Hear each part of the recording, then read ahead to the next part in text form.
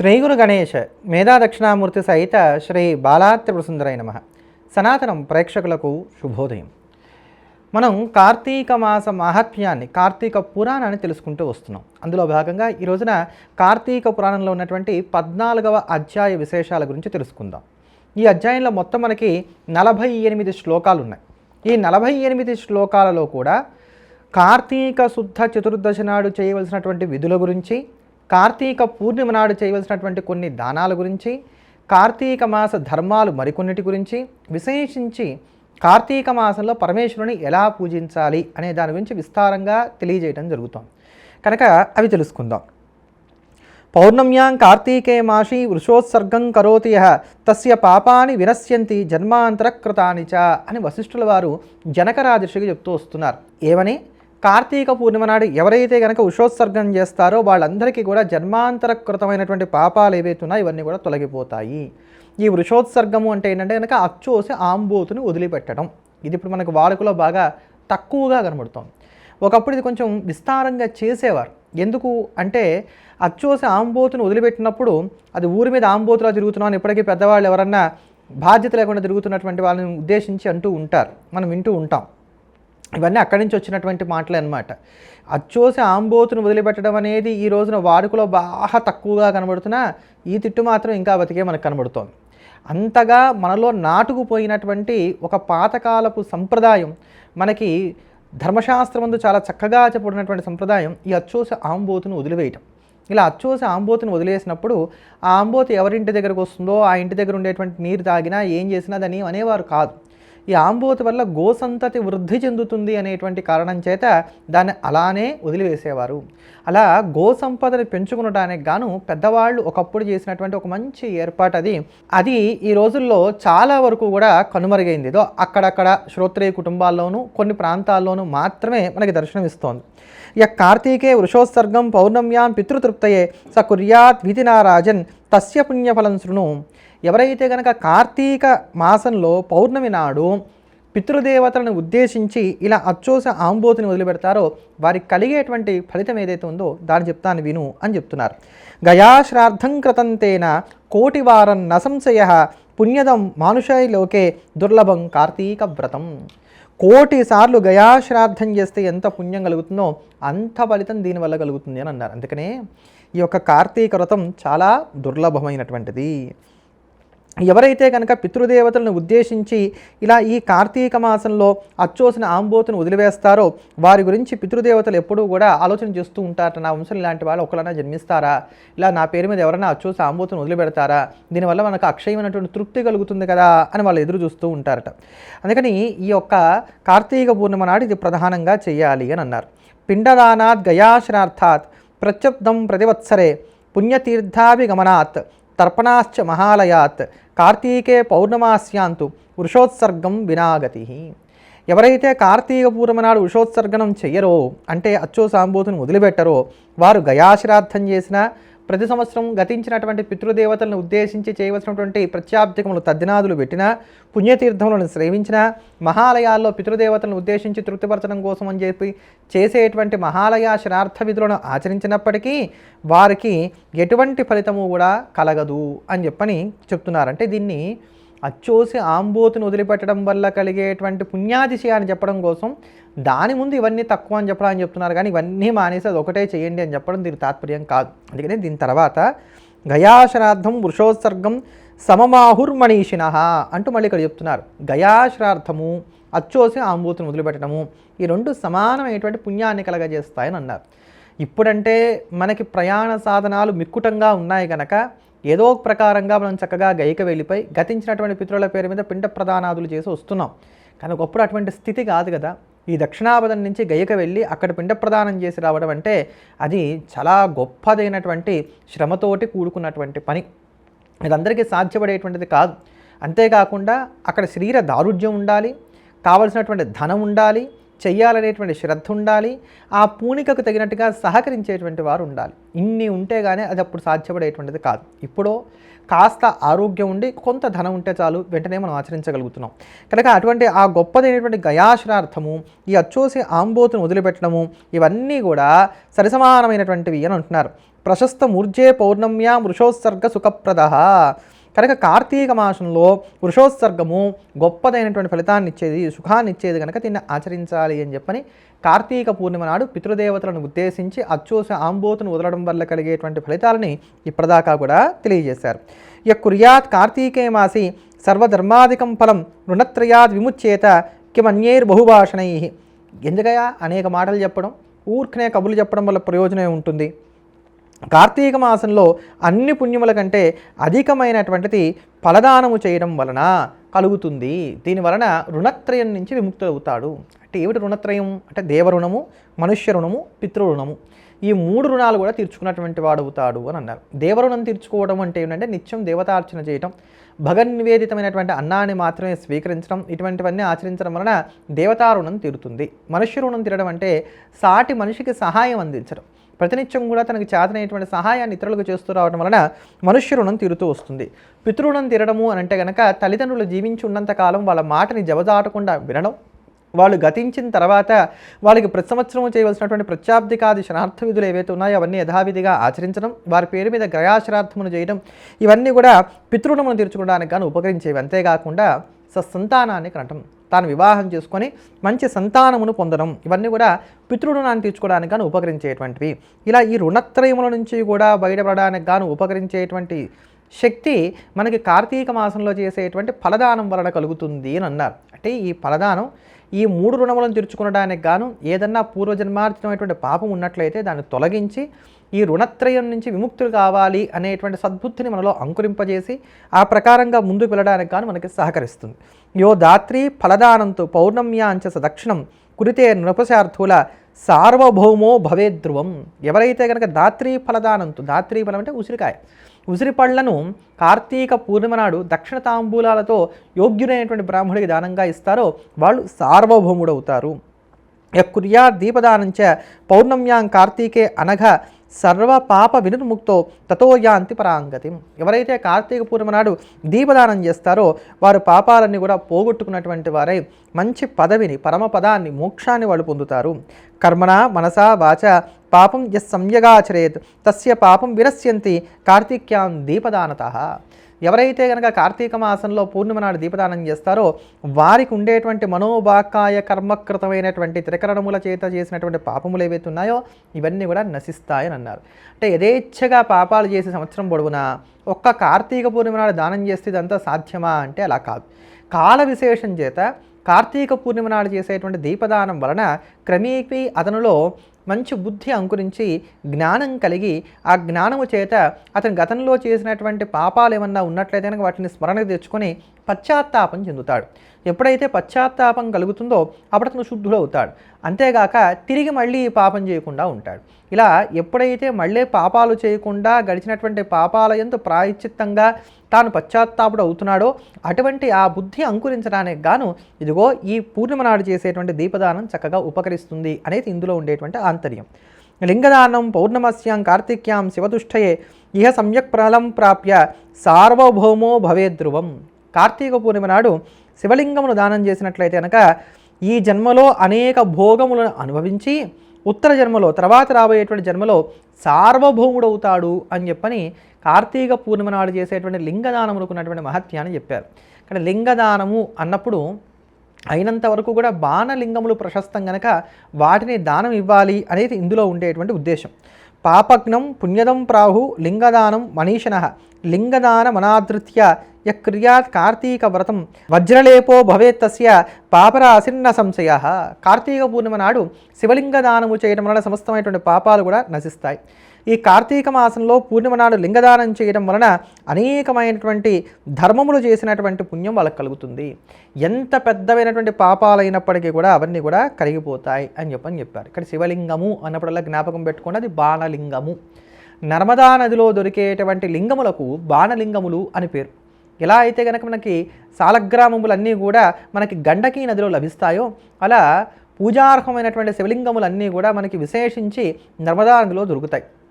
నర్మద శివ స్వేదోద్భవ, పరమేశ్వరుడి యొక్క చెమటయే నర్మదా నదిగా ప్రవహించింది అని చెప్పని మనకు పురాణం చెప్తోంది. కనుక నర్మదంతా శివ తేజస్సు, అందుకని అందులో ఉండేటువంటి రాళ్ళు ఏవైతే ఉన్నాయో అవన్నీ కూడా శివలింగములే.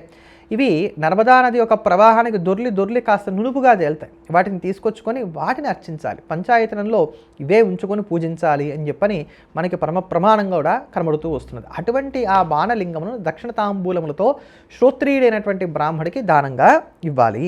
అనంతప్రదం ప్రోక్తం దుర్లభం కార్తీక వ్రతం పరాన్నం పితృశేషంచ నిషిద్ధస్య చ భక్షణం శ్రార్థాన్నం తిలదానంచ కార్తీకే పంచవర్చేత్. ఈ కార్తీక మాసంలో ప్రధానంగా 5 వదిలివేయాలి అంటున్నారు. ఇతరుల ఇంట భోజనం చేయటం, ఇతరుల అన్నాన్ని స్వీకరించడం. ఇతరుల అన్నాన్ని స్వీకరించడం అనేది ఈ కాలంలో ఎందుకు చేయకూడదు అంటే, ఇతరుల ఇంట్లో భోజనం చేసినప్పుడు ఆ ఇంటి యజమాని చేసినటువంటి పాపం ఏదన్నా ఉన్నట్లయితే అది ఆ అన్న రూపంలో మనం స్వీకరించినటువంటి వారమై పాపం వృద్ధి చెందుతుంది కనుక ఇక్కడ అది చేయరాదు అని అన్నారు. ఎందుకంటే అన్నం యొక్క వికారమే మనస్సు అవుతోంది కనుక మనస్సులో కలిగేటువంటి సంకల్ప వికల్పాలన్నిటికి కూడా మూలం మనం ఎటువంటి ఆహారం తీసుకుంటున్నాం అనే దాని మీదే ఆధారపడుతుంది. అందుకని ఈ కార్తీక మాసంలో ఇది తినొచ్చు, ఇది తినకూడదు, ఇలా ఉండాలి, అలా ఉండాలంటూ దీనికి అనేకమైనటువంటి నియమాలు పెట్టడానికి గల కారణం కూడా ఇదే. అంతే. మరి ఇప్పుడు మనం ఏం చేయాలి? ఎవరింట్లో భోజనం చేయం, ఒకరింట్లో సత్యనావ్రతం చేసుకుంటున్నారు, మనల్ని పిలిచారు ఆ రోజు భోజనానికి రమ్మని. మరి ఇప్పుడు మనం వెళ్ళాలా మానేయాలా? మానేస్తే వ్రతానికి వెళ్ళని పాపం వస్తుంది. అక్కడికి వెళ్ళి భోజనం చేస్తే మరి మీరే చెప్తున్నారు కదండి పరాన్నం చేయరాదని అని మీరు అడగచ్చు. ఇటువంటి దానికి మనం సమన్వయం ఎలా చేసుకోవాలంటే, భగవన్ నివేదితమైనటువంటి అన్నాన్ని తినడం వల్ల ఎటువంటి దోషము లేదు కనుక సత్యనారాయణ వ్రతమో లేకపోతే ఒక యజ్ఞమో యాగమో క్రతువో ఇట్లాంటివి జరుగుతున్నప్పుడు అక్కడ ఎలాగూ భగవంతుడికి నివేదన చేసినటువంటి అన్నాన్నే మనకు కూడా పెడతారు కనుక అటువంటివి స్వీకరించవచ్చు. వాటిల్లో ఎటువంటి దోషము కూడా ఉండదు. అలానే పితృశేషమును తినకూడదు, అలానే తినకూడని వస్తువులను తినకూడదు. మళ్ళీ ఇక్కడ 2 మాటలు చెప్తున్నారు. పితృశేషము అంటే ఏంటంటే శ్రాద్ధమునకు వెళ్ళి ఆ శ్రాద్ధంలో భోజనం చేయటం.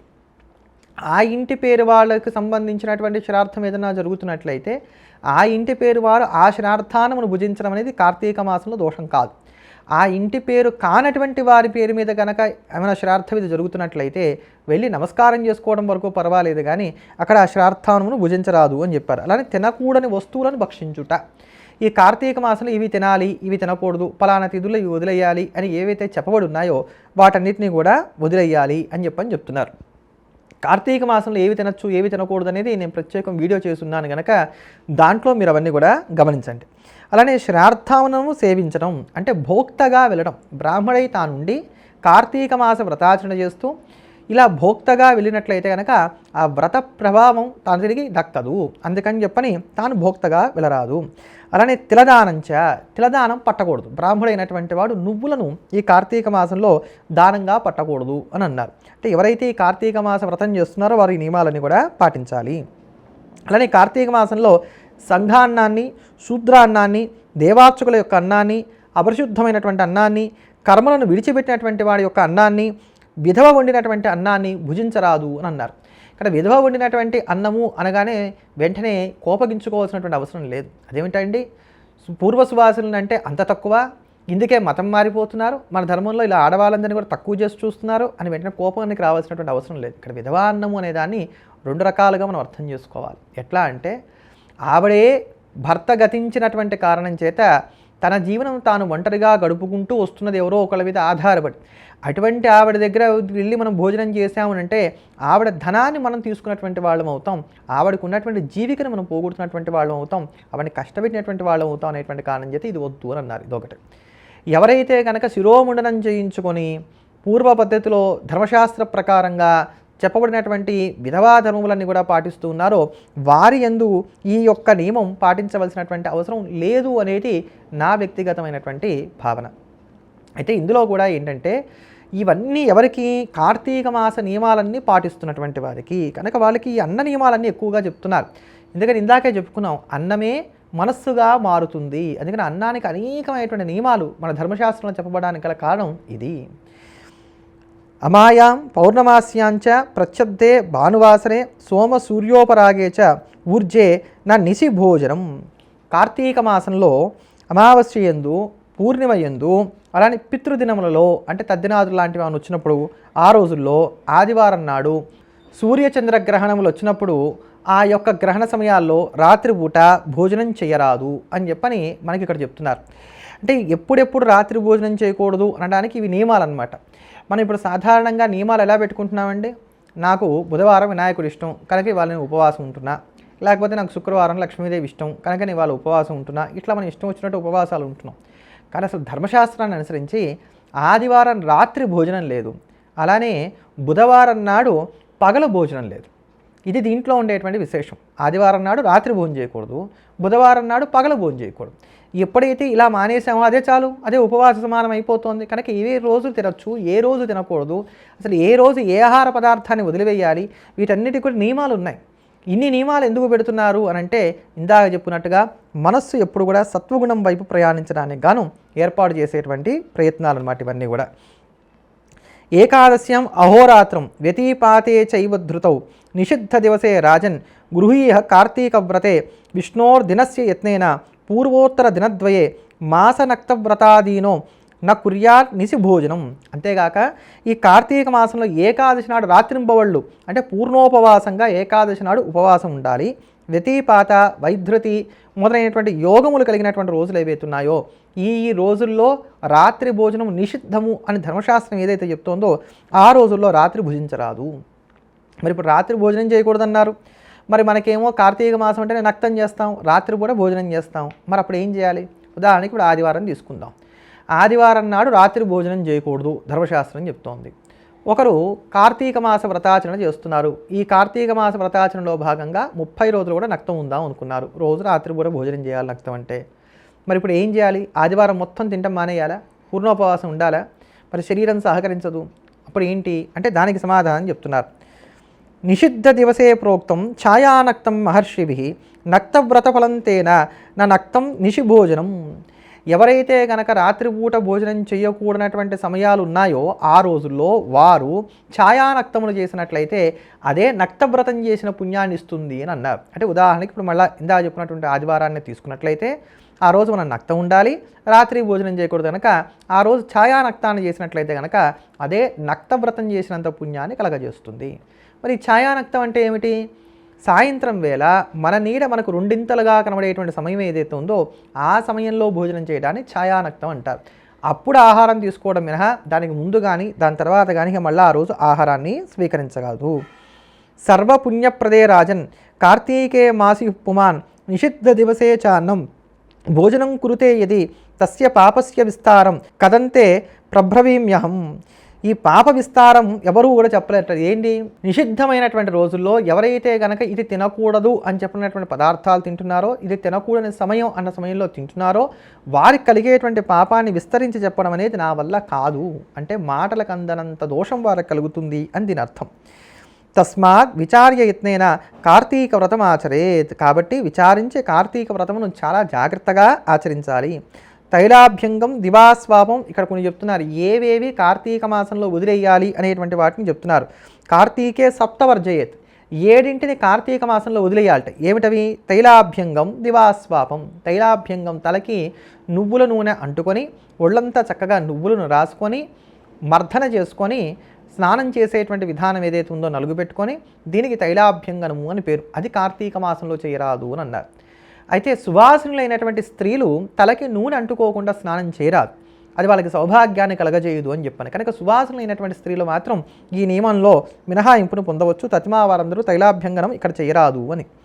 అయితే అలా అని పూర్తిగా నెలంతా కూడా తలకి నూనె పెట్టుకోకపోతే తలనొప్పి వచ్చేటువంటి వారు, ఆరోగ్యం సహకరించినటువంటి వారు, జుట్టు పాడేటువంటి వారు ఇలా రకరకాలుగా ఉంటారు కదండి. మరి వాళ్ళ పరిస్థితి ఏమిటి అంటే తలకి నువ్వుల నూనె అంటుకొని స్నానం చేయొద్దన్నారు కానీ తలకి నూనె పెట్టుకోవద్దని లేదు కదా. కనుక ఏ రోజుల్లో తలకి నూనె అంటుకోవడం నిషిద్ధం కాదో ఆ రోజుల్లో తలకి నువ్వుల నూనె పెట్టుకొని చక్కగా ఆనందించవచ్చు. లేదా మీరు వాడుకునేటువంటి నూనెలు ఏమున్నాయో అవి వాడుకోవచ్చు. దివాస్వాపం, పగటి నిద్ర కూడదు. ఎందుకు చెప్పారు ఈ మాట చెప్పండి? కార్తీక మాసంలో అరుగుదల తక్కువగా ఉంటుంది.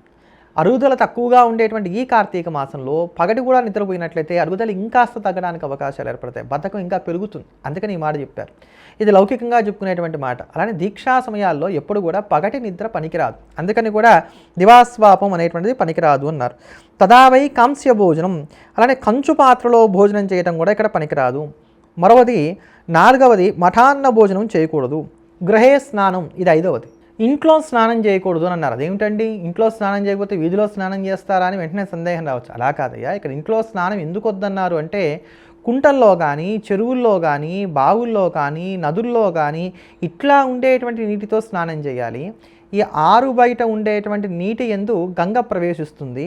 అక్కడ ఉండేటువంటి నీటిలో విష్ణువు యొక్క సాన్నిధ్యం ఉంటుంది ఈ కార్తీక మాసం అంతా. అందుకని కార్తీక మాసంలో ఇంట స్నానము పనికిరాదు అనేటువంటి మాట చెప్పారు. మహానగరాల్లో వాటిలో ఉండేటువంటి వారికి బావులు ఇటువంటివన్నీ కూడా అలభ్యంగా ఉంటాయి కనుక వారు ఇంకా బాండ స్నానం ఆ బకెట్లో ఉన్నటువంటి నీటితో స్నానం చేసినా ఇక వారికి గతి లేదు కనుక దోషం లేదు. నిషిద్ధే నిషి భోజనం, ఏ రోజుల్లో అయితే ధర్మశాస్త్రము రాత్రిపూట భోజనం చేయరాదు అని నిషేధం విధించిందో ఆ రోజుల్లో రాత్రిపూట భోజనం చేయకూడదు. వేదశాస్త్ర వినిందాంచ, వేదశాస్త్రములను ఎప్పుడూ కూడా మనం నిందించరాదు. ఈ 7 నియమాలు కూడా కార్తీక మాసంలో ఖచ్చితంగా పాటించాలి.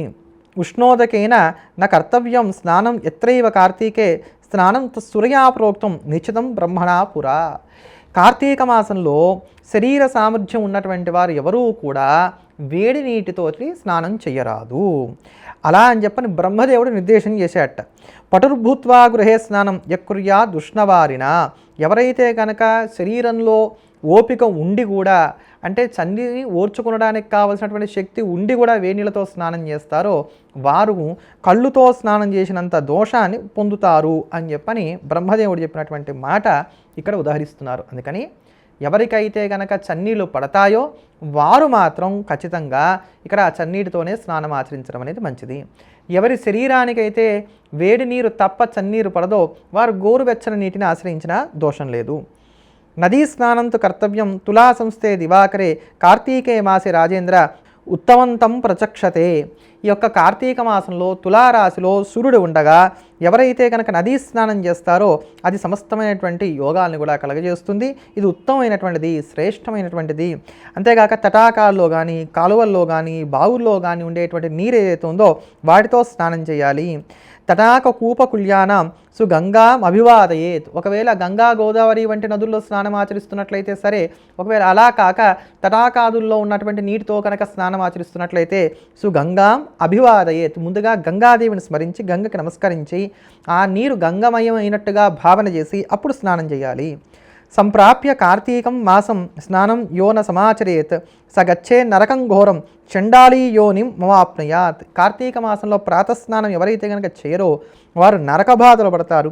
అంతేకాక తర్వాత జన్మల్లో చండాలుడై పుడతారు అని చెప్పారు. మనకి భయపెట్టడానికి రాబో జన్మలు ఉత్తమమైనటువంటి జన్మలు కలగడానికి గాను మనకి శృతి లేదా పురాణము ఇలా చెప్తూ హెచ్చరిస్తూ వస్తూ ఉంటుందన్నమాట. గంగాది సమస్త నదులను స్మరిస్తూ స్నానం చేసి సూర్యమండలగతుడైనటువంటి శ్రీమన్నారాయణుని ముందుగా భావన చేసి ఆయన్ని పూజించి హరిచరిత్రను వింటి అప్పుడు గృహానికి వెళ్ళాలట. ఇలా ఉదయం పూట చేయాలి అని అన్నారు. ఇలా ఉదయం అంతా గడిపి దివాంతే సర్వకర్మాణి సమాప్య విధివాన్ నృప పాదౌ ప్రక్షాళ్య చాచమ్య పూజాస్థానం ప్రవేశయేత్.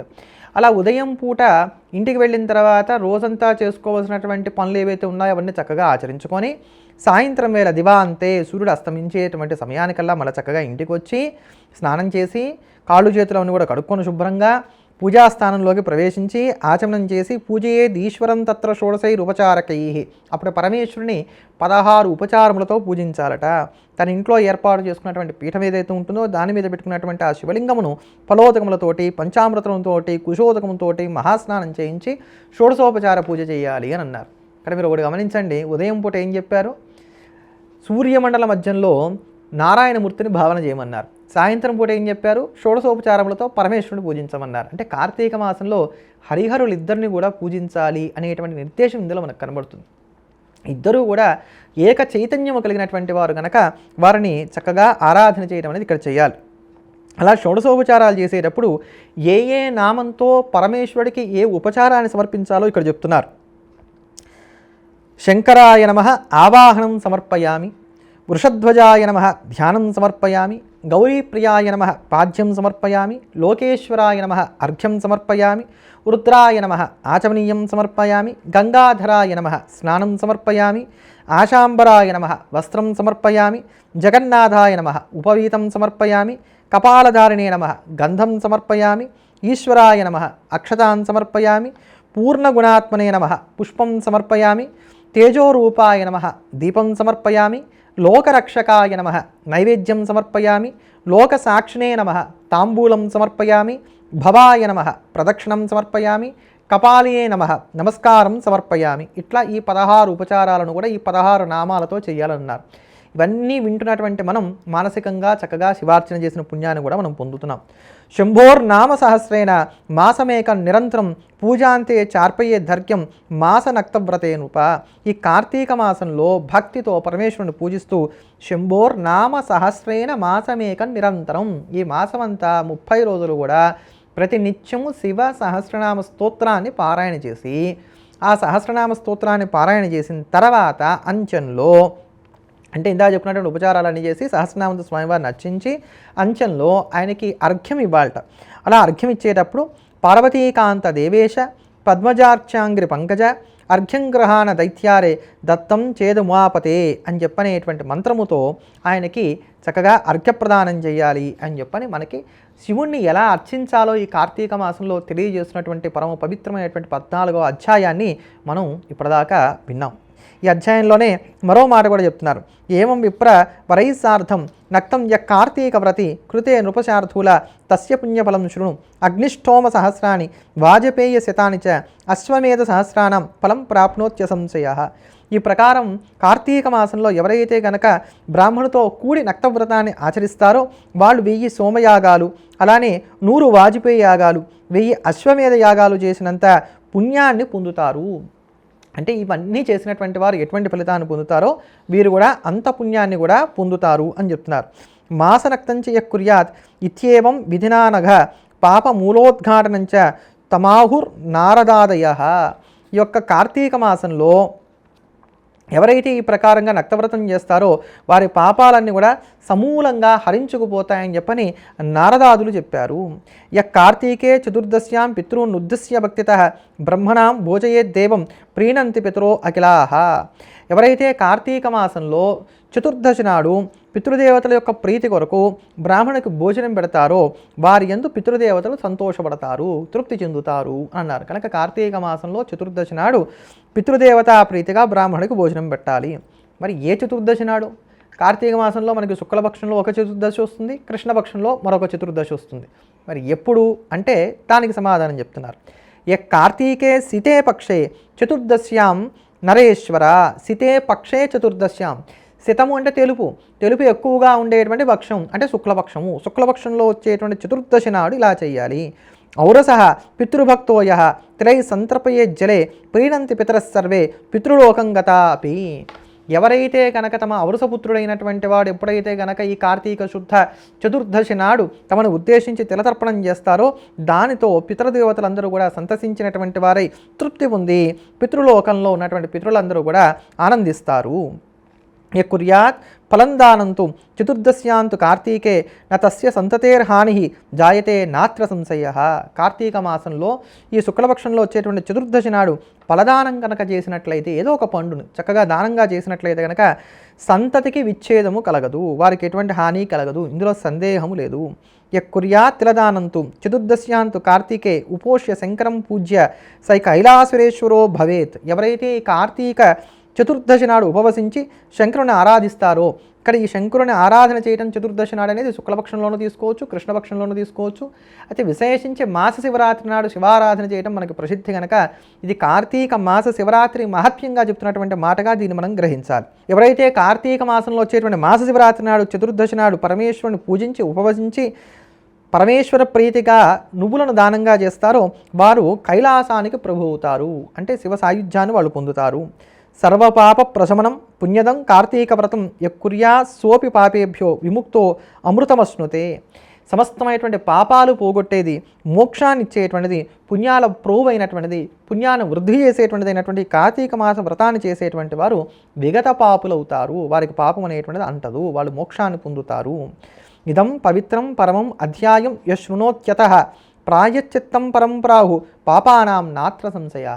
అధ్యాయాన్ని విన్నటువంటి వారికి కలిగేటువంటి ఫలితం ఏమిటి అంటే, పవిత్రమైనటువంటి ఈ అధ్యాయాన్ని భక్తితో ఎవరైతే విన్నారో సమస్త పాపాలకు కూడా ఇది ప్రాయశ్చిత్తం చేసుకోవడానికి గాను ఉపకరిస్తుంది అని అన్నారు. అంటే ఏమిటి?